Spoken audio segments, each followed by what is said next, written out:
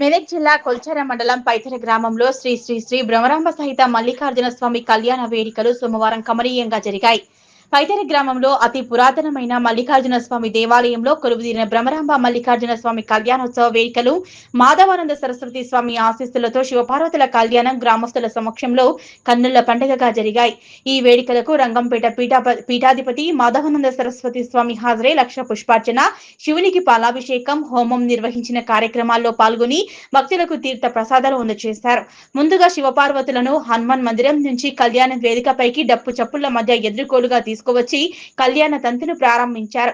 ఇందులో భాగంగా వధువు తరపున కళ్యాణ వేదికపై గ్రామానికి చెందిన ఇల్లుగారి రామకృష్ణారెడ్డి కుమారుడు శ్రీనివాస్ రెడ్డి, శ్వేత దంపతులు కూర్చోగా, వరుడు తరపున గ్రామ సర్పంచ్ యావన్న గారి రవితేజారెడ్డి, దివ్య దంపతులు కూర్చున్నారు. ఈ సందర్భంగా ఆలయ కమిటీ సభ్యులు మాట్లాడుతూ భ్రమరాంబ మల్లికార్జున స్వామి ఉత్సవాలు కనీవిని ఎరగని రీతిలో ఆలయ అలంకరణ, రథోత్సవం, అలంకరణ, శివపార్వతుల కళ్యాణం వేడుకలను అంగరంగ వైభవంగా గ్రామస్తుల సమక్షంలో పెద్ద ఎత్తున నిర్వహించడం జరిగిందన్నారు.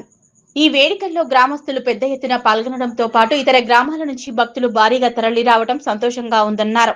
ఆలయం వద్ద భక్తులకు ఎలాంటి ఇబ్బందులు తలెత్తకుండా ఏర్పాట్లు చేయడం జరిగిందన్నారు. కళ్యాణోత్సవం అనంతరం భక్తులకు ఆలయం వద్ద అన్నదాన కార్యక్రమాన్ని ఏర్పాటు చేశారు. ఈ కార్యక్రమంలో ఆలయ కమిటీ చైర్మన్ భానుప్రకాష్ రెడ్డి, ఎల్లుగారి శ్రీనివాస్ రెడ్డి, కోశాధికారి కుమ్మరి శివకుమార్, సభ్యులు మూడబైన మల్లేశం, కుమ్మరి భూమయ్య, శేఖర్, రాజు, బోయిని నరసింహులు, అంతయ్య, శ్రీకాంత్ గౌడ్, సంతోష్, సాయిలు, శ్రీనివాస్ పాల్గొన్నారు.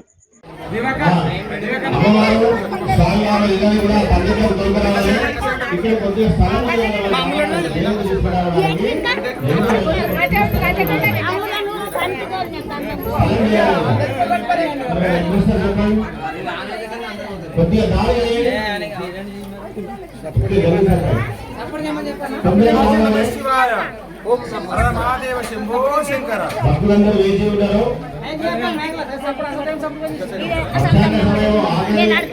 ఎండాకాలం ఉంది కదా, కాబట్టి మనం త్వరగా అమ్మవారి తొందరగా వచ్చే ప్రయత్నం చేయండి. కొంచెం దూరం